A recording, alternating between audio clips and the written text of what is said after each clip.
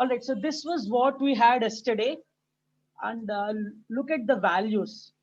And you guys helped me remember these values, and we plotted everything. And what we had yesterday was voltmeter readings was all millivolts. If you remember, multimeter we used 200 millivolt setting, and ammeter was in amps itself. So current we got directly in amperes. So we used a conversion factor to convert all these millivolts into volts. So whatever value we had here, we divided it by 1000 to get these values. So everything was in volts here, and the readings were the same because they were in amperes. And this V by I ratio is called the resistance of this iron wire. So the resistance of this iron wire is 0.07 ohms approximately. So that was our conclusion. And when we plotted all these values on this graph, and we got this straight line. Okay, so that was the graph that we had with x-axis pointing to the potential difference and y-axis pointing to the electric current. Now, potential difference and electric current, I wanted you to understand the practical way, but that's the way you need to learn. For exams, you need your theoretical way, what's given in your textbook. It's the amount of work done to move charges from point A to point B and all those, whatever it is, you need to learn for your exams.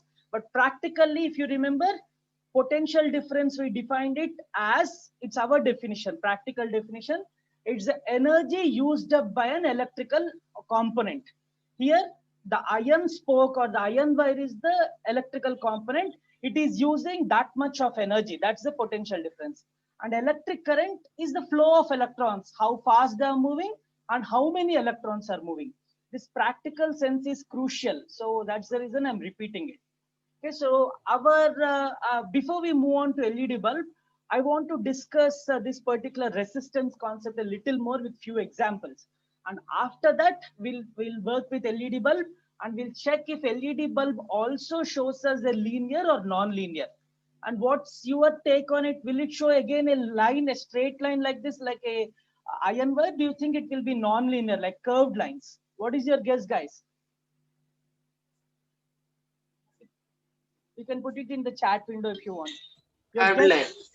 Exactly. Curved line, LED bulb shows non-linearity, and we will also discuss the reason why it shows non-linearity. Okay. The curved feature, why it appears and all, and why is it a straight line over here, even that we can discuss microscopically. All right, so we'll get back to our slides in order to discuss all this.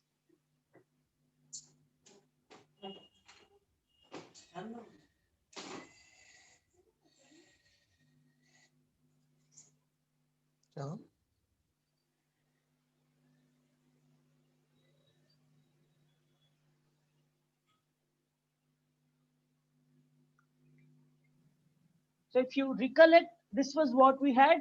We had this circuit, and exactly we followed this circuit, but we made some comforts. I mean, we used some comforts, some strategies. While making the circuit, we started from battery positive. We went all the way on this spark, like we journeyed on this spark in a series fashion. We did not get distracted.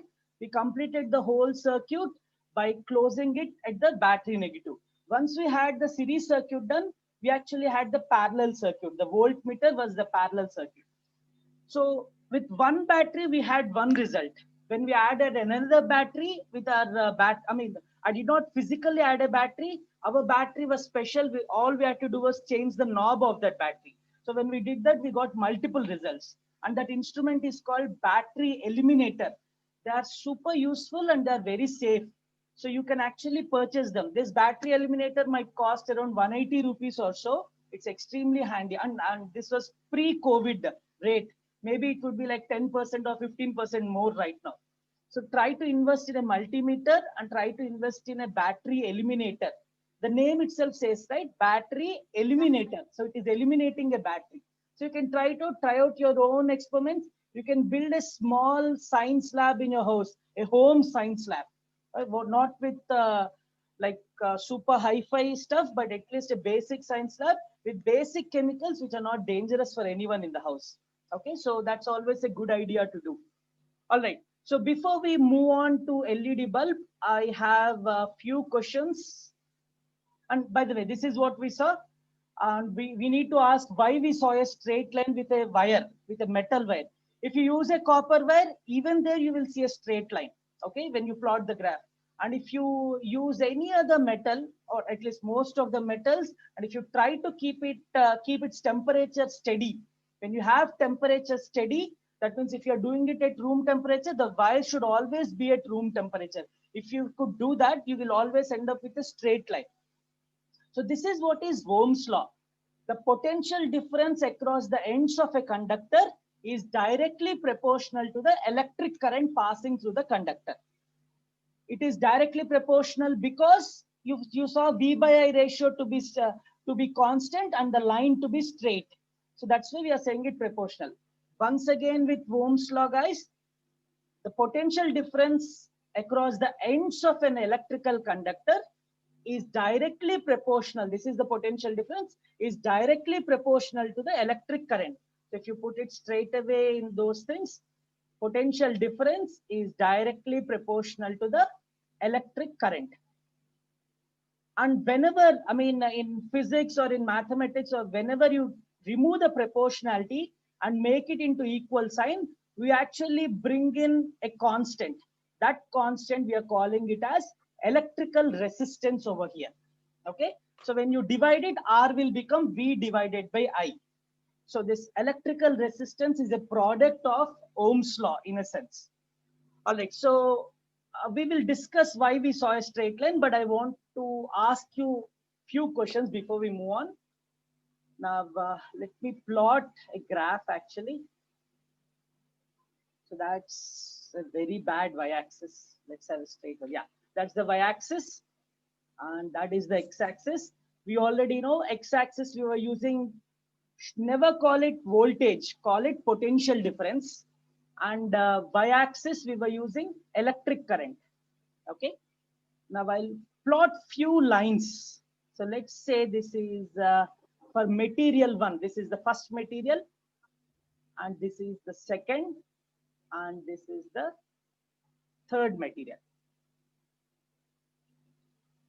I'll also label this so that you could answer me.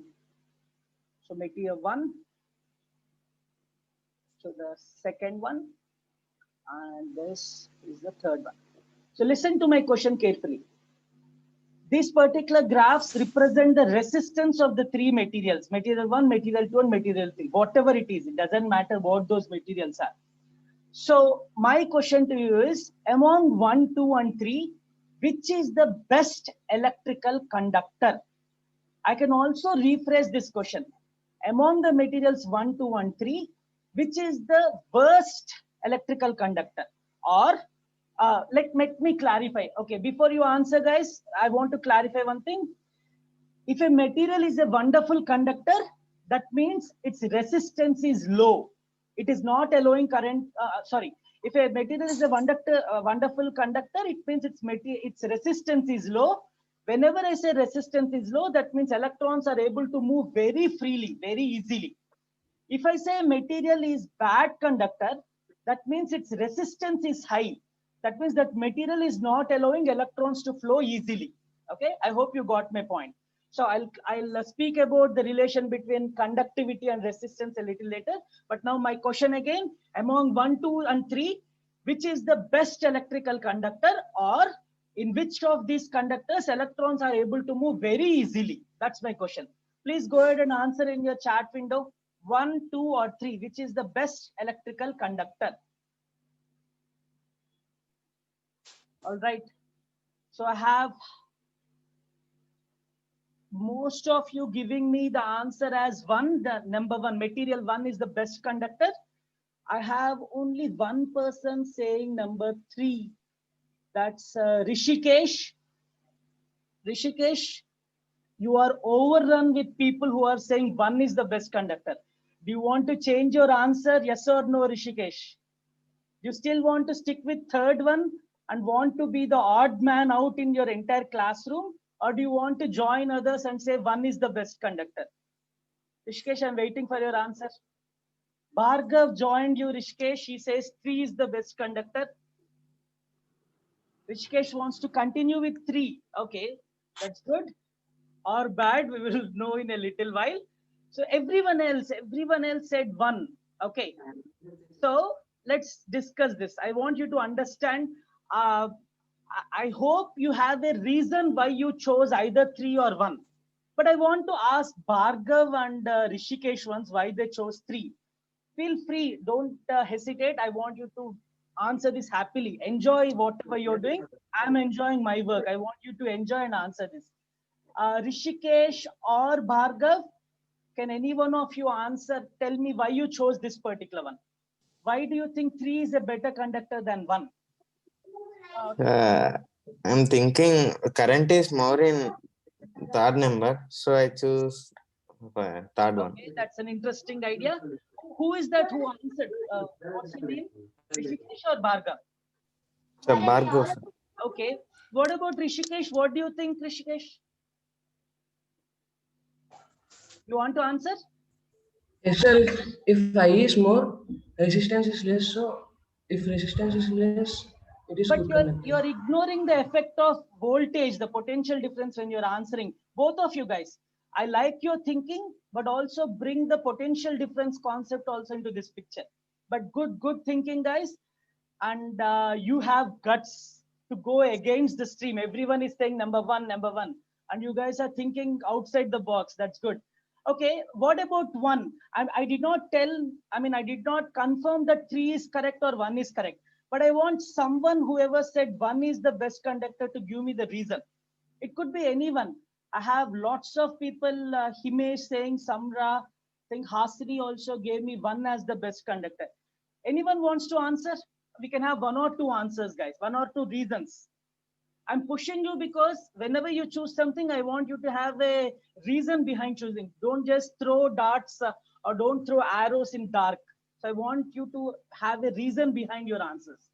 Anyone, it doesn't matter whoever it is who chose 1, please answer back. No one? Lots of people answered. So is it a guess? Resistance equals to V by I. Yeah, please. Yeah, it's Chandrahasa answering. Okay. Yes, resistance is equal to V by I. Resistance equals to V by I. Yes. If in this first graph, we can see that if voltage is high, current is less. So by that, we can get more resistance. What did I ask, Chandrahasa? I actually asked which is the best conductor. Which is the best conductor? That means it should have less resistance, right? I think you answered the question, but you just need to reframe it. Okay, good job, by the way. Now, anyone else want to talk about 1 who chose 1 as the best conductor? Sir, 1 has less slope. Name before you speak, guys. Please tell me your name. Sir, Hasini. Okay, Hasni, yes. Sir, 1 has less slope, so I thought it would have less Okay. resistance. So 1 has less slope. So you thought 1 is the good conductor. So what happened is our brains are tuned. Whenever we see a low slope thing, we think, whatever Hasini analyzed, most of you also analyzed it in the same way. But the problem here is our resistance formula is V divided by I, right? But whatever the slope you're seeing is I by V, because I is in the y-axis. The graph that we have plotted, I is in the y-axis and V is in the x-axis. So whatever slopes you're seeing, it's actually division of I by V. Okay, but anyway, I want to speak Sir, about... I have one question on doubt, sir. Yes, sir, sure. Sir, actually, sir, V is equal proportional to I, na, sir? Yes, sir. V is proportional to I. Yes, sir. Sir, V is dependent on I, na, sir? I is dependent on V. So V is dependent. Yes, sir. What we I is dependent on V, na, sir? Yes, sir. I mean, the thing we have to understand is the thing that we have in control is the battery. That means we are supplying energy. So in a way, we are supplying potential difference. We are supplying V, okay. And because of V, I got generated. Cause is the V, effect is the I. It's like when you push something, force is the reason, and movement of the object is the consequence. So I depends on V. That is the fact over here, sir. So generally, sir, Sir, generally in the mathematics, y is equal to mx plus c. Correct, sir. General straight line equation is there, sir. Yes, sir. Yes. Y is equal to mx, the line which is passing through the origin. Right. So y is the function in x, na, sir. Yes. Y So is a over function there, in x. y depends because on x. Exactly, sir. y is depends on x. Correct, sir. So, Correct. but what you are taking, sir, v is equal. So you are taking I on y-axis, v in Right. x-axis compared with this these two. The reason I did that, sir, because I had to follow the textbook. I would always prefer dependent variables on the x-axis and independent variables like the potential difference. I would prefer it on the y-axis, sir. So that is what in any engineering textbook. But unfortunately, our even NCERT and even state syllabus, they are using a reverse notation. So that's the reason I'm plotting these graphs to give them a different type of clarity. So whenever you see this and you think slopes and all, I wanted them to think in a different way so that there would be no confusion.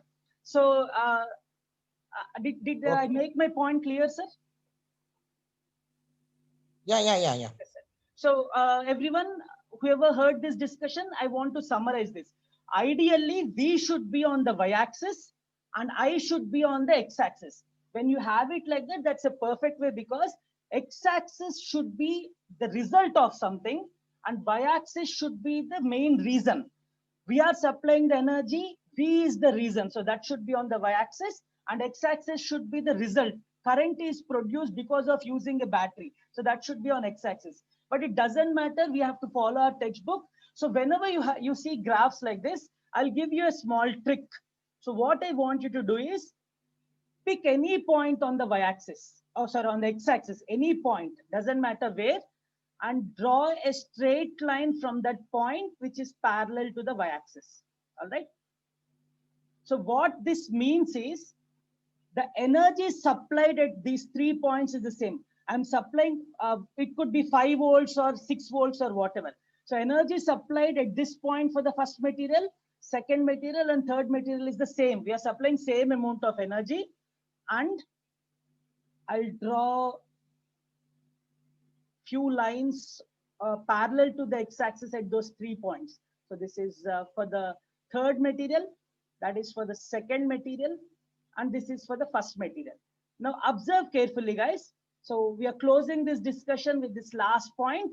Now, let's put some numbers over here. Let's say this is 10 amperes, this is 5 amperes, and this is 2 amperes, for example. And the energy that I used is 5 volts. So please observe carefully.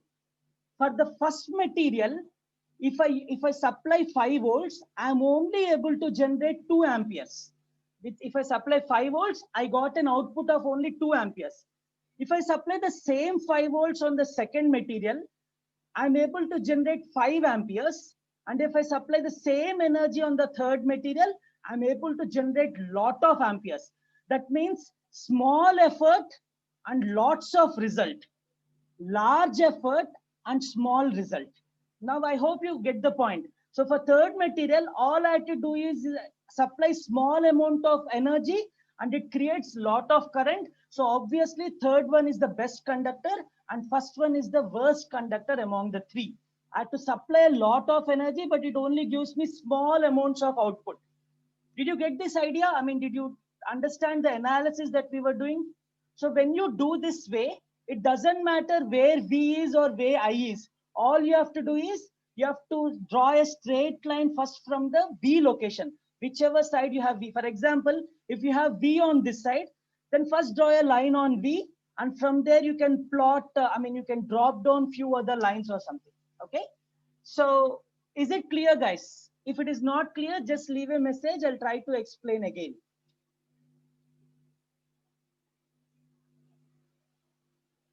Is it clear? Not clear? But yeah, good. I got some answers from Amrut. I can't go just with Amrut. Amrut is always first to answer, actually. So anyone else? Himesh, yeah, good. But anyway, I want to summarize. Simply, in order to know which is a good conductor or a bad conductor, you need to supply same energy to all the materials. So I'm supplying same energy to all the materials, and I observed that third material is producing lots of current with that energy. So that's why third is the best conductor. And first is the worst conductor among the three. Let's try to think in the terms of resistance. Here, the first one is having high resistance because it is only allowing small current to be produced or small current to be supplied. Even after supplying 5 volts, only a little bit of current was obtained. So this first material is resisting current flow. It is trying to stop the current flow. That's why it is of high resistance, and third one is of the low resistance. So if you talk about conductivity, resistance will be reverse of it. If you talk about resistance, conductivity will be reverse of it. All right. So that's about, I mean, if you are given such a question for 2 marks, this is the way you would answer. You have to think in this fashion. Even if they don't give, such analysis is required for you as part of science students. You're good science students. You need to analyze it more and more. So I saw some of you only looking at the I value. I mean, this one is big, so I will be more. Inbuilt in your mind, you also thought about voltage also. So have a collaborative effect. Whenever you discuss or analyze, look into all the parameters. V is a parameter, I is a parameter, and the way they are inclined is also a parameter. Right? So let's move on. Now, I wanted to talk to you about why we saw this straight line. The reason we saw, I mean, all the ohmic, I wanted to define what is an ohmic conductor. So any material that follows Ohm's law is an ohmic conductor. All these 3 materials are ohmic conductors because V by I is constant for all of them. For this, the V by I ratio would be high, like 20. The V by I ratio would be like 10. Maybe the V by I ratio would be 5 or something. But all these 3 materials are plotted as straight lines. So all these materials have V proportional to I. So all the 3 are ohmic conductors. So ohmic conductors are the one in which V is directly proportional to I as long as the temperature is maintained constant. So if you keep on changing the temperature and if you investigate, we can't call them ohmic conductors because the results will vary. Okay. Now, why is it a straight line? Why are we getting straight line? The only way we could get curvilinear thing is if electrons are not moving with the average drift velocity. Or let me simplify this. Imagine, for example, imagine in that huge wire, in some portion lattice structures are organized. In some portion, the lattice structures are disorganized. And so whenever they are organized, electrons might flow a little fast. Another location, electrons might flow a little slow or something. If there's a lot of variations like this, if there is no steady flow of electrons, then obviously the non-linearity will be there. But all metals have steady lattice structures and electrons will flow in a steady fashion. So that's the reason you have this linearity. Now, when you observe non-linearity, like a non-ohmic conductor, you have such graphs. It's all curvilinear. So I'll tell you the reason why LED bulb has also curvilinear or non-linear, but let's do the experiment pertaining to it. Okay, so we'll build the entire circuit once again, just like the thing that we have done. Only difference is instead of this iron spoke, we'll replace it with an LED bulb. Everything same, only iron spoke will be removed and in that place LED bulb will be done. All right, so you should be ready with your books so that you can have those results. And we have 10 minutes. I think we can complete the experiment. And when we come back, we can actually continue with plotting the results and all. So be ready with the book, guys. And I'm turning off this video right now.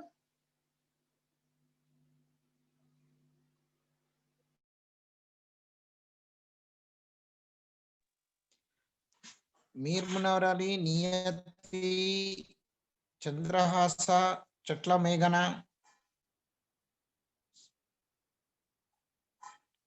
and all should. Otherwise, we will remove from the class. Kaparthi, Samrat, you are not.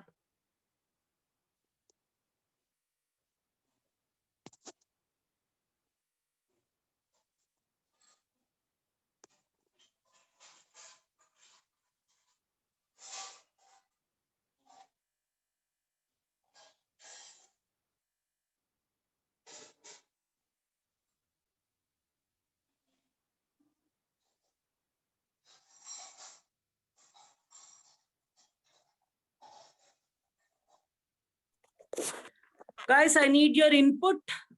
Can you see the apparatus right now? Yes, sir. It's the same arrangement. We did not record it yesterday, so that's why I wanted to redo the entire thing. But instead of an iron spoke, we'll be doing LED bulb. So, and in case you were tired yesterday because it was like 5:30 or something, we started with the experiment, the main experiment. Might have overlooked some of them. So that's also a reason why I wanted to repeat. So I'll remove these wires. Can you tell me which of these we used for voltmeter, the left one or the right one? Multimeters. One of them we used as a voltmeter, if you remember. Right one, sir. The right one. So which is, so this is the left one and this is the right one. So which one we use for voltmeter? Right one, sir. So I just wanted to check how good your memory, all of your Gajnis. We use the left one as the voltmeter and right one we used as an ammeter. All right. It doesn't matter. We are the one who defined them. We can always change them. Right. So we'll go exactly in the same fashion. We also saw some errors and we rectified those errors. All right, so let's start. And we have this LED bulb over here. So these are the LED bulbs. Let me try to close it up. I mean, I want to see it closely. Yeah, so you can see something called battery LED over there.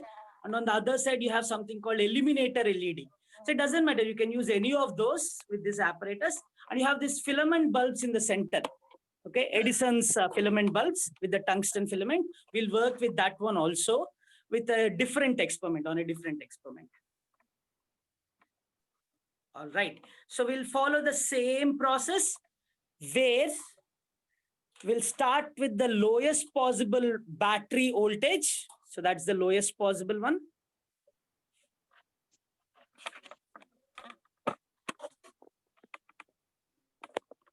And this is our voltmeter. And this one is our ammeter. And we also spoke about which is the LED. We'll be using this one. Right, so let's start. Our first connection, where shall we start from? Shall we start from battery positive or battery negative? Kajanis? Battery positive. Yeah, it's always good to start from battery positive.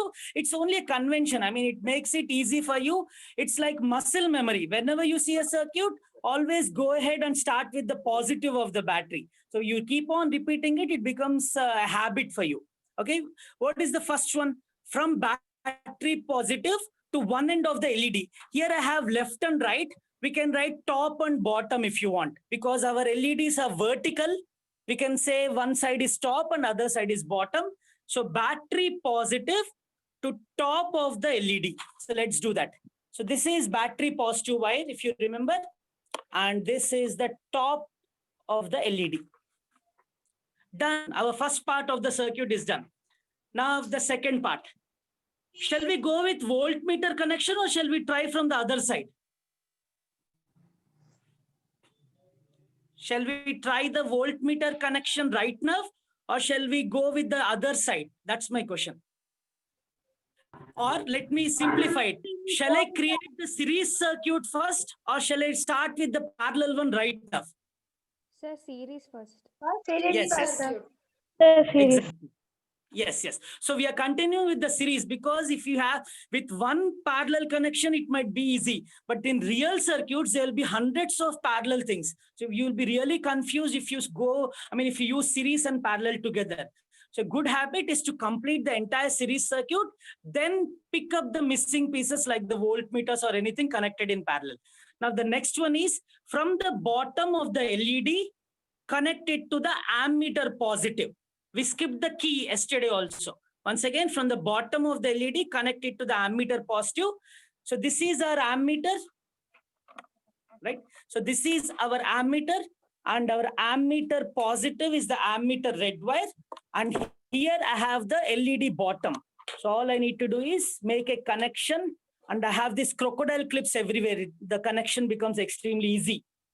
If not, you'll be winding those copper wires around those rods and all. It will take a lot of time. So let's revise before we move on.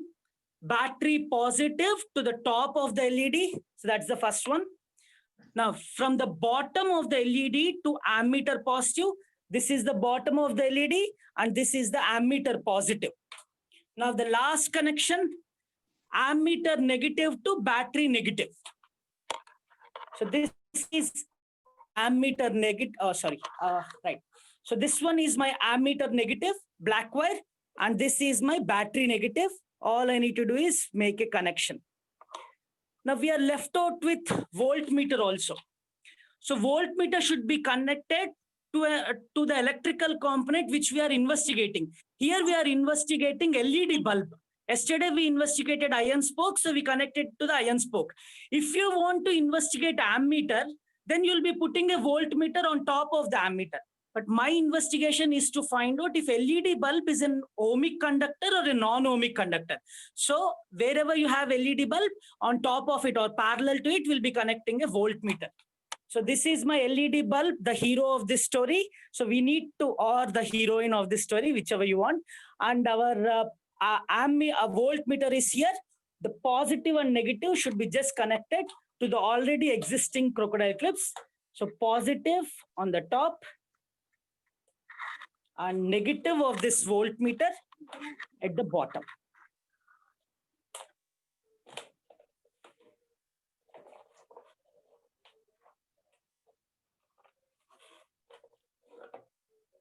Okay, so before we switch on the battery and all that, I just want to make sure that no unexpected connections are happening.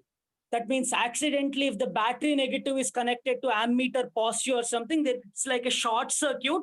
No harm will be done, but the current supply would never reach our LED. It will directly go into the ammeter. So that could be one of the issues. So as you can see, we are starting with the lowest possible. And by the way, it doesn't matter, is it 1.5 or 3 or 4.5. Whenever we say V by I ratio, potential difference, it is not about the battery. We are not speaking how much energy the battery is supplying. We're only speaking how much energy that LED is using. If you want to talk about battery, we talk about EMF or terminal voltages. Terminal voltage you don't have in your syllabus. It will come in like future years or so. So whenever it's a battery, we talk about EMF.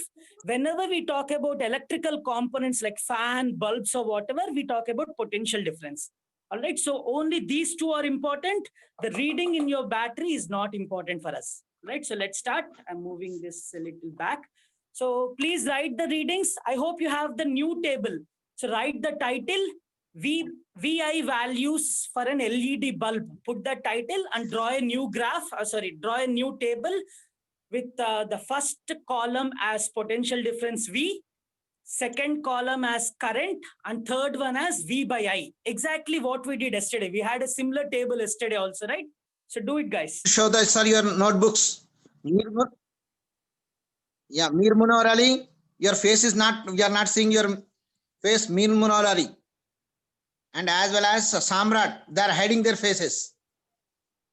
Draw the, sir, Kaparti, draw the table and all the things. Samrat, you are hiding your face. So, okay, sir, before we start, can you guess, will you have a